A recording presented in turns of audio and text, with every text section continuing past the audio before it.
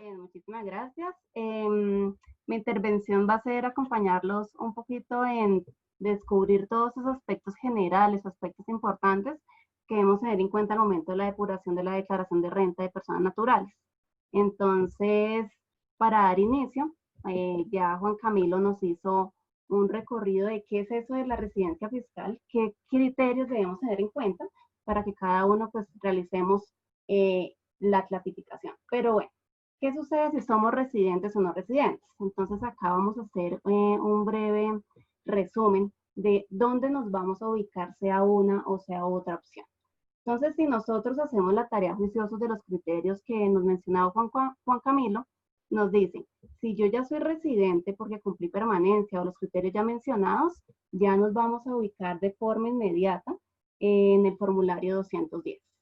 ¿Qué vamos a incluir en ese formulario? Vamos a incluir todo lo que denominamos como la renta mundial. Entonces, ¿qué es una renta mundial? Es eso que conocemos que debemos incluir todas las rentas que tengamos, ¿cierto? Tengamos en el país, en Colombia, fuera de este. De igual forma, el patrimonio poseído en Colombia, fuera de ello. ¿Qué más sucede si soy residente? Yo ya estoy ubicada en un sistema de renta cedular que vamos a revisar en un momento y ya nos vamos a imaginar que estamos en la tabla, es la tabla del artículo 241, que va de un parámetro del 0 al 39% en tarifas. Eso con relación a residentes. Entonces, la idea con esta filmina es ubicarlos un poquito de qué tratamiento o qué depuración vamos a realizar determinando la residencia ya explicada. ¿Qué sucede si soy no residente? Si soy no residente, ya nos vamos a apartar del formulario 210, ¿cierto? Y ya nos vamos a ir al formulario 110, que es el formulario que ya conocíamos para personas jurídicas. Entonces, en este formulario, en el 110, ya no vamos a incluir todo lo que tengamos fuera o dentro del país, sino que nos vamos a ubicar únicamente en las rentas de fuentes nacionales. Es decir, el patrimonio que tengamos acá en Colombia, de igual forma que las rentas que tengamos de igual forma. ¿Qué sistema vamos a usar? No nos vamos a ir al sistema cedular, ¿cierto? Entonces la idea es que acá no nos confundamos. En no residentes ya nos vamos a ir por el sistema ordinario, que ¿cuál es ese? El sistema ordinario es el que nos habla el artículo 26 del estatuto y nos dice, tome en cuenta como una depuración muy vertical, ¿cierto? Que dice, tome en cuenta los ingresos, devoluciones, costos, gastos y renta líquida. Entonces acá ya nos vamos a ir a una depuración cedular. ¿Qué tarifa vamos a usar? ¿Qué tarifa?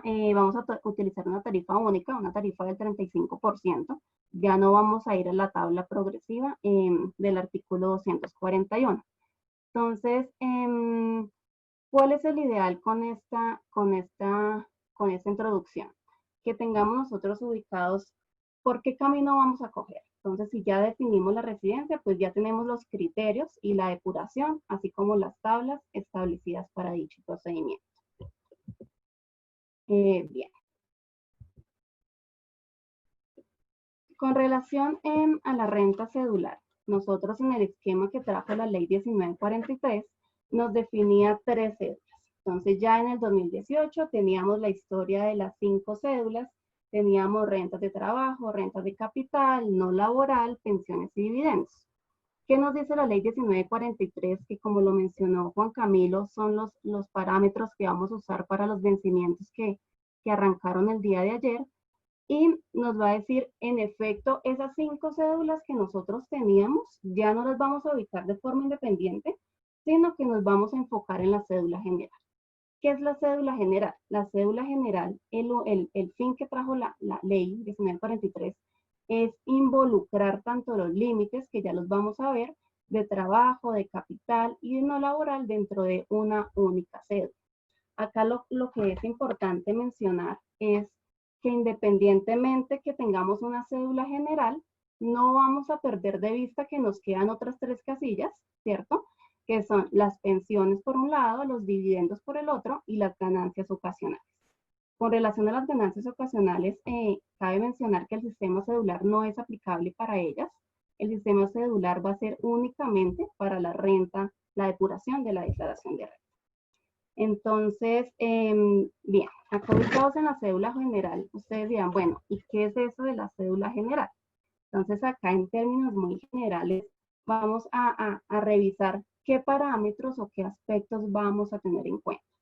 Entonces el artículo 336 del estatuto nos dice coja todos los ingresos, ¿cierto? Por todo concepto ya los vamos a ver, excepto cuáles, los ya mencionados, dividendos y ganancias ocasionales. ¿Qué sucede con las pensiones? Las pensiones es un ingreso que va a ir no en nuestra cédula, nuestra cédula general, sino que va a ir independiente, pero va a llegar a una única tabla de tarifas. Entonces ya la vamos a ver. Volviendo a la cédula general, vamos a partir del total de ingresos que tengamos, vamos a disminuir los ingresos no constitutivos de renta y eso nos va a arrojar un resultado que para el ejemplo es la letra A de ingresos netos gravables. De este total vamos a disminuir las rentas exentas y las deducciones. De igual forma, los costos y gastos que ya vamos a ver, que los conocemos más que todo en las rentas de capital y no laboral, pero que también son aplicables para las rentas de trabajo. Acá es el famoso 40% que hemos escuchado. Entonces, ¿qué es eso del 40%? Una vez tengamos esta depuración, lo que nos dice la norma es tenga en cuenta que las rentas exentas y las deducciones no podrán superar el 40% de los ingresos netos gravables. Quiere decir que va a estar siempre limitada tanto los ingresos laborales, de capital y no laborales, y tendrán un máximo de 172 millones para el año 2019. Entonces, acá en esta intervención, el ideal es poderles contar todos los aspectos generales en este orden. Entonces, arranquemos con los ingresos. Para remitirnos a la realización del ingreso, es importante ubicarnos en el artículo 27 y el artículo 28 del Estatuto Tributario. Y nos dice, si ustedes no están obligados a llevar contabilidad, que es la mayoría de las personas naturales, tenga en cuenta que usted va a seguir por el sistema de caja. Quiere decir que su ingreso va a ser realizado una vez lo reciba efectivamente en dinero o en especie. Ahí tenemos una excepción que ya la revisaremos con relación a la cesantía. De igual forma, si usted está obligado a llevar contabilidad, claramente sus ingresos no van a ser por el sistema de caja, sino que nos vamos a remitir por el sistema de devengo. Entonces, ese sería el momento en que nosotros vamos a reconocer el ingreso. Esta norma no es nueva, no ha surtido ningún tipo de cambio, pero es importante traerla a colación porque pues de ahí vamos a partir. ¿Qué ingresos vamos a tener en cuenta? ¿Qué parámetros vamos a iniciar nuestra depuración de la declaración? Entonces, en general, ¿qué nos dice el artículo 335 del Estatuto Tributario? Nos dice, esta cédula, ¿cierto?, la van a conformar tanto las rentas que tengamos de trabajo, las rentas de capital y las rentas no laborales. Entonces nos va a decir, antes estas, ustedes las tenían como 3 cédulas de forma independiente, pero tenga en cuenta que ahora no va a ser una cédula independiente, aunque la depuración sí la realicemos de esta forma. Entonces ya vamos a ver un ejemplo, pero quiere decir, vamos a hacer la depuración, pero cuando revisemos la limitación del 40, no me lo haga de forma independiente, sino hágamelo en una única cédula general. Entonces, ¿qué ingresos vamos a tener en cuenta? Vamos a partir de las rentas de trabajo, que son aquellas señaladas en el artículo 103 del estatuto, y nos dice, coja todos sus ingresos laborales, los salarios, las comisiones, honorarios, en general todo el tema de servicios personales. Y acá, bueno, ¿qué cambia que sea una cédula general o que sea una cédula independiente? Con relación a las rentas de trabajo, nosotros teníamos unos honorarios que dependían si 2 o más trabajadores me ayudaban a llevar a cabo la actividad. En el año 2018 decíamos, si 2 personas o más me colaboran, la ubico en no laboral, pero si lo hago solito, yo lo ubico en rentas de trabajo. Tenían una limitación diferente. En esta cédula general vamos a tener un 40% para su limitación global. Entonces, ese es un aspecto a tener en cuenta en renta de trabajo. ¿Qué más vamos a tener en cuenta? tenga en cuenta sus rentas de capital. En rentas de capital no cambiaron, continúan las mismas actividades, las rentas pasivas, esas actividades que no es que sea por un desarrollo de algún tipo de una actividad, sino que son aquellos ingresos que me generan un arriendo, un bien inmueble, discúlpeme, un rendimiento financiero, una regalía. Y en renta no laborales continúa todo lo que no me encaje en otra cédula, tenga en cuenta que acá la va a incluir. Entonces, si no es un laboral, no es capital, no es un dividendo, ni es pensión, tenga en cuenta que va a incluir en renta no laboral. Bien. Con relación a los ingresos, es válido tomar en cuenta las cesantías. Ese es un tema que ha generado un poquito de confusión. Y la idea es que en el año 2017, en el decreto 2250, nos cambiaron como ese chip que traíamos del sistema de caja. Entonces decíamos, antes del 2017, decíamos, si las cesantías se las pago o tú las retiras, van a ser un ingreso. Llega el decreto 2250 y nos dice, no señores, en el momento en que yo como empleador lo consigne en el fondo, ya será un ingreso para el empleado. Este es uno de los cambios, pero pues este ya viene desde el 2017. Lo que han hecho las reformas es ratificar esta posición. ¿Qué tratamiento tienen las cesantías? Acá en las cesantías vamos a tener que es renta exenta, de acuerdo a un promedio del salario según el artículo 206, y formarán parte del patrimonio. ¿Qué sucede con las cesantías que tengamos antes del 2016? No sé si cuando hagamos el ejercicio de realizar la declaración de renta, en la página la DIAN nos pregunta, ¿usted retiró cesantías del 2016?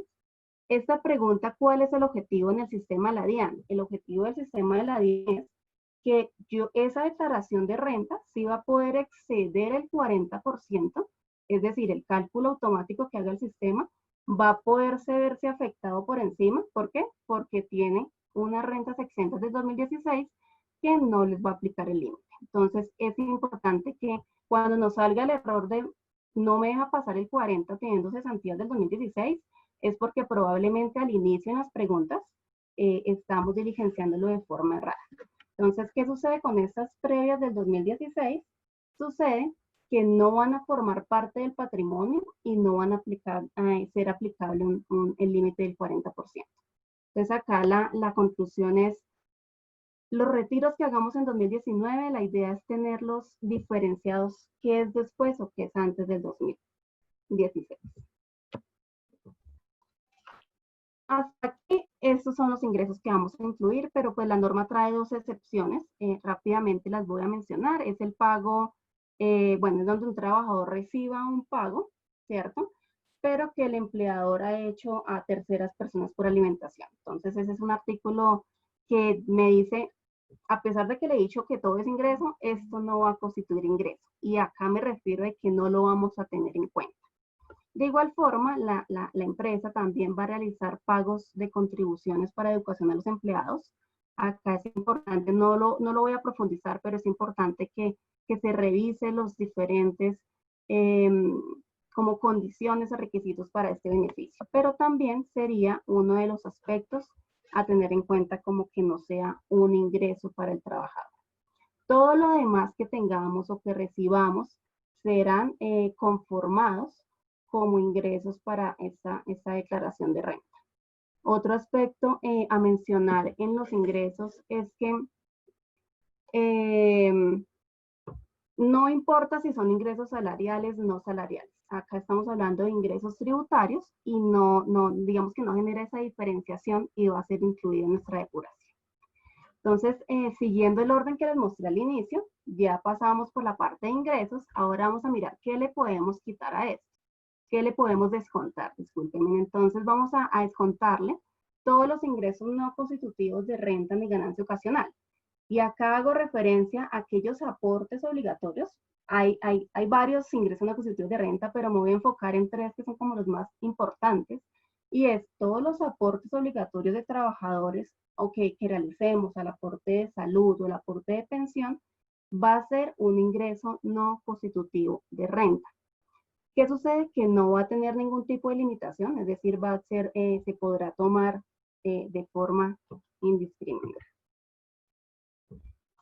¿Qué sucede con los aportes voluntarios a pensión obligatoria? Entonces, los aportes que realizan las personas buscando incrementar el monto de la pensión o anticiparla, ¿cierto? En el sistema de fondos privados, también tienen esta categoría de ingresos no constitutivos de renta. Sin embargo, acá sí me coloca una limitación y me dice, usted lo puede tomar, ¿sí? Como beneficio, pero tenga en cuenta que no me va a poder superar el 25% del ingreso, con una limitación máxima de 85 millones en el año 2019. Acá en este aporte voluntario a pensión obligatoria, ¿cierto? Que recordemos que es como esa pensión por un monto ahorrado, me va a decir, tenga en cuenta que si usted lo retira para un bien diferente, para una actividad diferente, con una obtención diferente a ese objetivo, que es obtener una pensión anticipada, usted lo va a incluir como una renta líquida gravable. Y acá es importante entender qué es una renta líquida gravable, porque no estamos mencionando que haga parte del ingreso, sino ya en la depuración como tal de la tabla. De igual forma, pues van a estar sometidos al 35% y acá simplemente el trabajador los deberá informar al patrono y el patrono es el que realizará el aporte de forma directa. Entonces, este es uno de los aportes que también gozan de este beneficio. Otro de los aspectos que ha generado bastante controversia es el tema del componente inflacionario. Entonces, el componente inflacionario, con la ley 1943 nos dice, estos artículos del 38 al 41 ya no van a estar, los vamos a derogar, ¿cierto? Y después llega la ley 2010 y nos dice, qué pena, señores, no, definitivamente no lo vamos a eliminar, lo vamos a volver a retomar. Y este es el famoso efecto de la reviviscencia que hemos escuchado. Entonces, acá, ¿cuál es el impacto más allá de eso? El impacto es que nuestra declaración de renta, todos aquellos ingresos que incluyamos como rendimientos financieros, van a ser grabados al 100% para el año 2019. Quiere decir que ya no vamos a tener esa opción del componente inflacionario, que es como el porcentaje, ¿cierto? Principalmente en entidades vigiladas por la superbancaria, que nos mencionaba en nuestro certificado del porcentaje, no va a existir. Sin embargo, para la renta del 2020, la ley 2010 nos dice, bueno, ahora sí se los permito, entonces ahí ya podemos gozar también de este beneficio. De acuerdo, entonces vamos ya depurando nuestros ingresos, ya vamos quitando los ingresos no constitutivos de renta, pero vamos a continuar en nuestra depuración. Y es qué costos y gastos podemos tener en cuenta en la depuración. Entonces, ya sabemos, ¿cierto? Que en 2018 para rentas de capital y no laboral no teníamos ningún inconveniente. Son actividades que podríamos detraer de ellas los costos y gastos de asociados o con relación de causalidad. ¿Qué me trae acá diferente? El artículo 336 del estatuto pues fue mandado ante la Corte Constitucional a través de la sentencia C520 del 2019 en octubre y nos dice, tenga en cuenta que esto, usted ya puede tomar los costos y gastos que tenga relación productora de renta, pero como que entra y no nos dice como mucho, sin embargo sí nos identifica que para aquellos independientes, ¿sí? En la ley 2010 ya nos ratifica y dice, tenga en cuenta que para aquellos independientes, usted sí puede traer los costos y gastos en la cédula de rentas de trabajo. Entonces, esta sentencia tiene plena aplicabilidad en el año 2020 y es permitido para realizar la respectiva depuración. ¿Qué diferencia hay de un año a otro? Entonces, de un año a otro, en la ley 2010 nos dice, sí lo puede tomar, pero tenga en cuenta que me coloca una limitación y me dice, usted debe escoger si toma sus costos y gastos o si toma la renta exenta del 25%. Entonces, en la renta del 2020 sí vamos a tener que elegir si nos vamos por un camino o nos vamos por el otro. Y el objetivo de la sentencia 520 era que en el 2018 los rentas no laborales sí podían gozar, pero las rentas de trabajo no, cuando tendrían los mismos beneficios o la misma aplicabilidad de costos y gastos en la misma actividad que realizará la persona independiente. ¿Qué sucede con el 2019? No existe una discriminación o un parámetro que te diga, escoja una o escoja el otro camino. Entonces acá nos queda la duda, ¿podemos elegir ambos? podemos elegir el 25% y a la vez el costo y gasto. Entonces, acá esto es como algo interesante que hay que revisar en aquellas declaraciones de renta que tengamos ingresos por honorarios principalmente o por servicios personales. Bueno, hasta aquí ya vamos en los costos y gastos y vamos a ver qué otras cositas nos sirven para detraer nuestra depuración de renta. Y nos dice, tenga en cuenta que también gozan las deducciones, que ya son un poquito más familiares, ya las conocemos, y es tenga en cuenta que podemos detraer los intereses, ¿cierto? Por préstamos para adquisición de vivienda.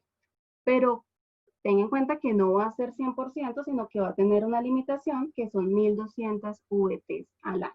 ¿Y qué significa esto? Que son máximo 41.124.000. Una de las preguntas pues, que nos ha llegado repetidamente es, ¿en dónde puedo gozar de esos beneficios? Entonces la respuesta es en la cédula general. Tú puedes tomar intereses de vivienda tanto en las rentas de trabajo como en las rentas de capital, como en las rentas no laborales. Digamos que en las tres depuraciones independientes, aunque les estoy hablando de una única cédula general, podemos tomar este beneficio. ¿Qué otro beneficio podemos tomar? Podemos tomar el tema de la medicina prepagada. De la medicina prepagada vamos a poder tomar un límite de 16 VTs mensuales, que son 6.579.000 pesos, pero esta sí me dice, ojo, que es exclusiva para las rentas de trabajo, igual que la deducción de dependientes. Entonces, todo lo que es de salud, todo lo que es de dependientes, sí no va a poder gozar de la deducción en las cédulas de capital o no laboral. Entonces, acá es importante clarificar que los intereses de vivienda y los GMF puede usarlo en alguna de las tres siempre y cuando no repita el beneficio. En los dependientes, ¿qué me dicen? Los dependientes nos dicen igualmente el 10% del ingreso laboral, pero tenga en cuenta que usted no puede excederse de 32 VTs. Y eso quiere decir de 1.096.000 pesos mensual.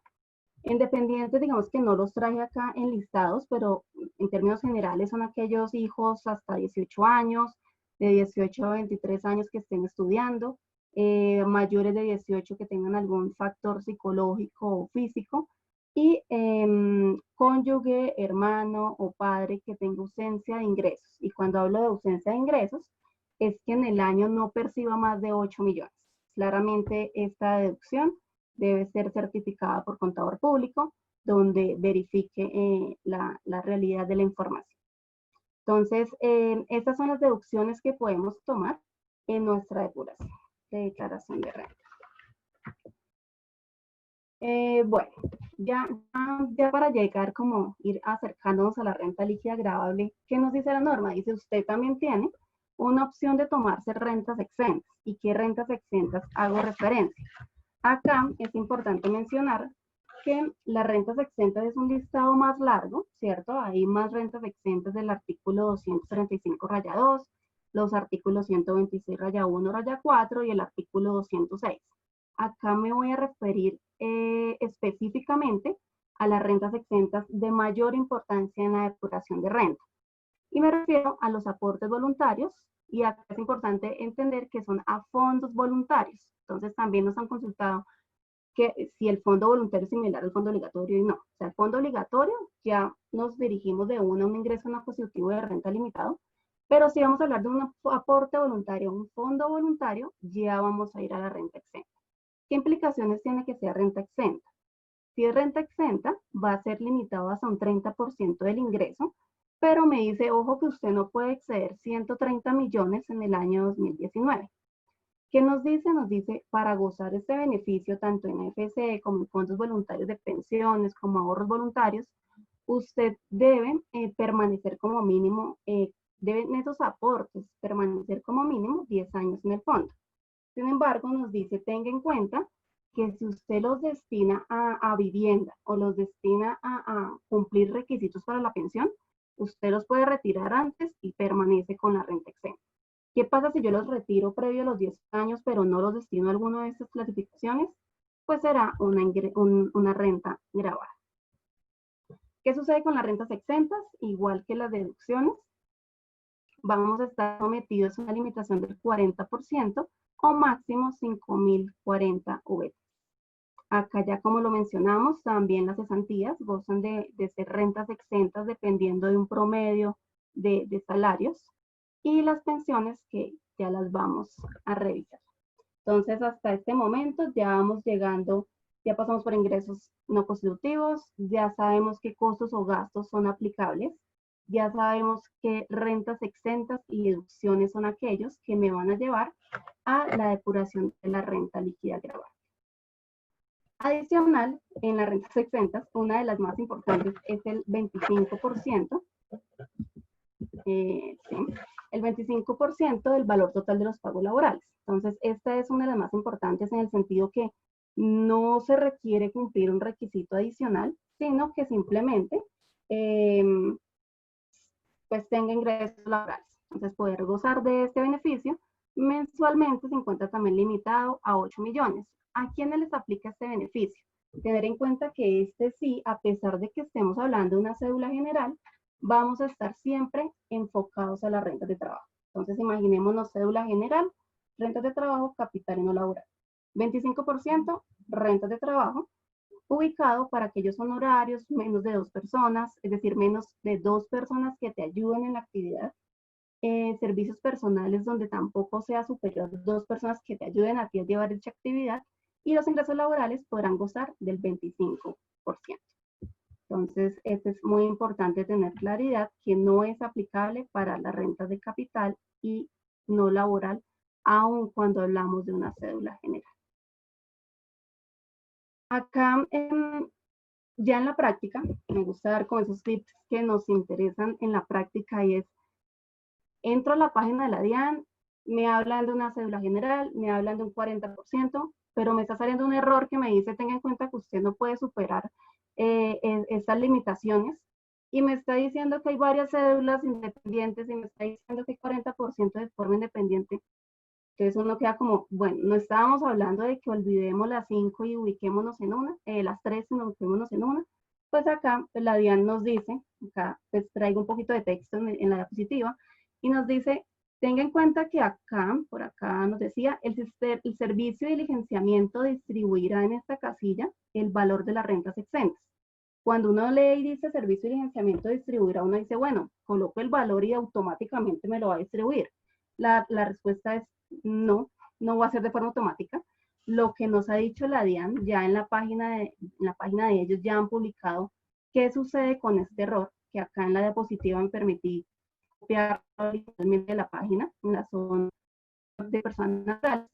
Dicen en el país, si cuando guarda el borrador el sistema le muestra el error, un error que nos han consultado mucho, ¿qué es lo que toca hacer? Lo que nos dice el error no es que no podamos pasar de ahí, lo que nos dice es, tenga en cuenta que usted está tomando el 100% en rentas de trabajo y su límite es menos, ¿sí? Entonces lo que nos toca es simplemente de proporcionarlas en el orden que lo menciona acá. Entonces acá nos dice, tenga en cuenta que su proporcionalidad de las rentas exentas lo va a hacer de forma progresiva, iniciando por rentas de trabajo, rentas de capital y no laboral. Entonces, este error no es que sea un error que te impida elaborar la declaración de renta. Es un error que simplemente es como una alerta de que obviamente no vamos a poder tomar el 40% de las 3 cédulas en solo una. Entonces, lo que nos dice la DIAN es, divídalo. No sé la necesidad de haberlo hecho más complejo, sino haber ubicado una cédula general, que es el nombre literal y que es lo que nos han enseñado en esta última ley 1943, que es, bueno, última ley me refiero a aplicable para el año 2019. Acá lo hacen un poco más complejo y nos dicen, la tarea que usted ya hizo global, ahora cuéntemela por partes. Entonces, ese es como parte de lo que nos dice el error al momento de la limitación de 40%.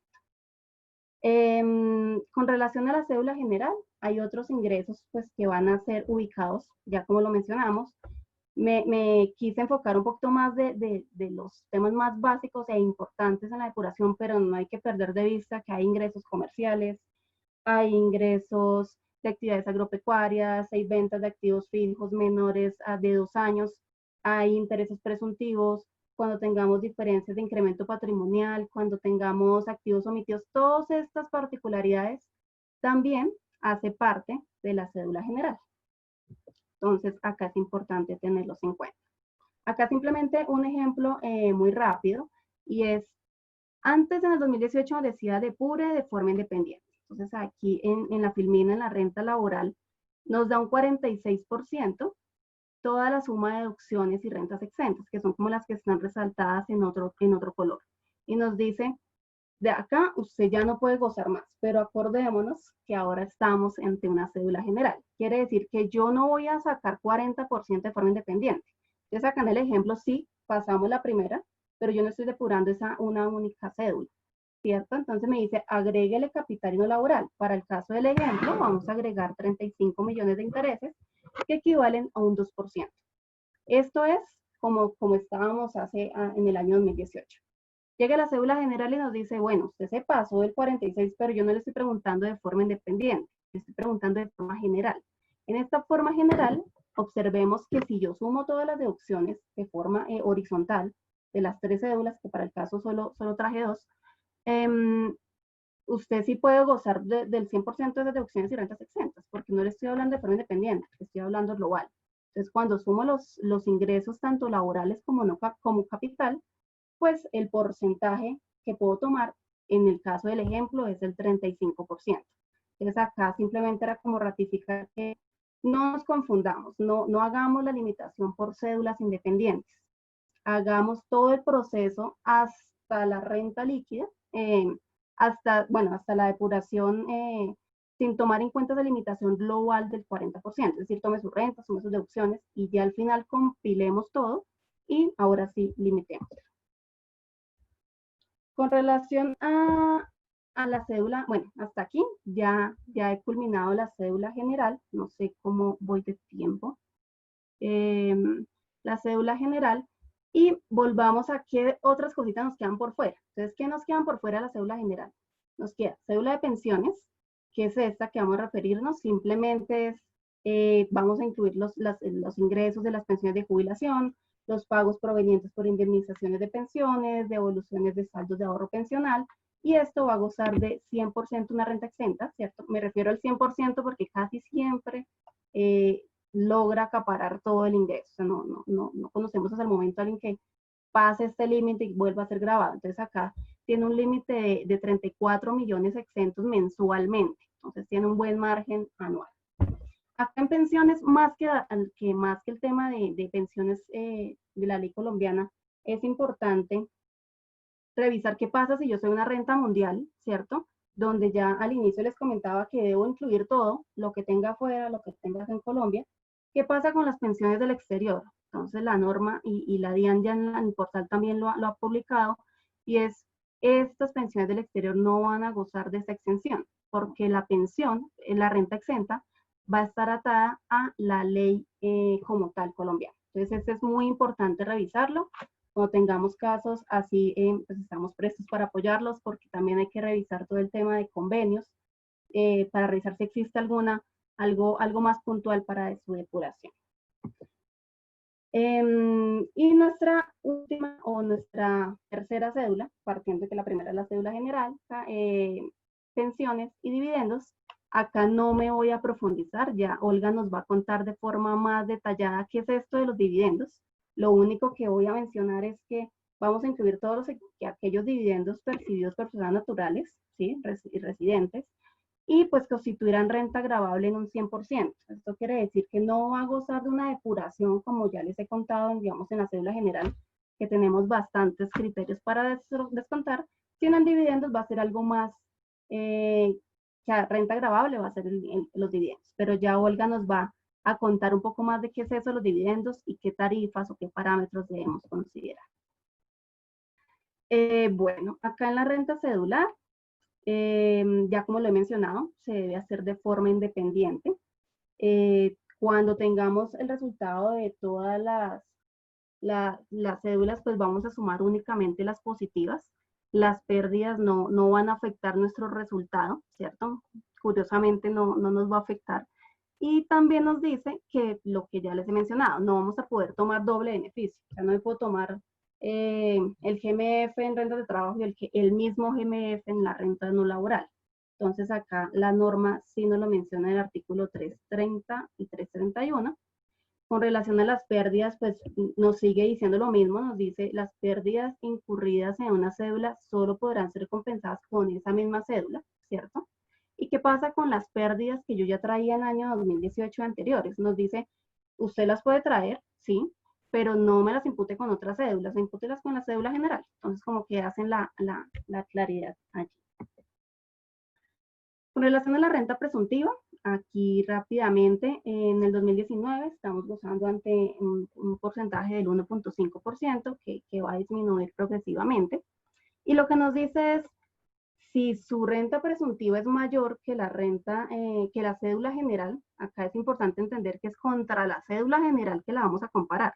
O sea, acá no vamos a como hacer la renta que debería ser del total de todas las rentas de las 5 cédulas, no. Acá nos dicen 3, y ya lo vamos a ver un ejemplo, y vuelve y retome sus 2 restantes. Entonces acá es importante que si la renta presuntiva es mayor a la renta líquida de la cédula general, usted va a tributar por esta opción. Y si es al contrario, pues va a dejar de lado la renta presuntiva y va a hacer su base de tributación la renta líquida de la cédula general. En la depuración de renta presuntiva, acá es un aspecto importante tener en cuenta, porque no es tan conocido y es algo que nos incorpora un instructivo, no está como tal en la ley, y es, no van a ser comparables. Si yo tengo la renta presuntiva, ¿cierto? Y lo comparo con la cédula general donde ya he depurado rentas exentas, pues no van a ser comparables para hacer la tributación. Entonces lo que nos dice el concepto 912 nos dice, y el instructivo nos dice, tenga en cuenta que a su depuración de renta presuntiva debe agregarle o descontarle una proporcionalidad de rentas exentas. Proporcionalidad me refiero de, mire cuánto pesa las rentas exentas del total de deducciones y rentas exentas, ¿sí? Entonces, acá nos dice, de su depuración, ¿cuánto pesa solo rentas exentas de los dos, de rentas exentas y deducciones? Y de tráigame.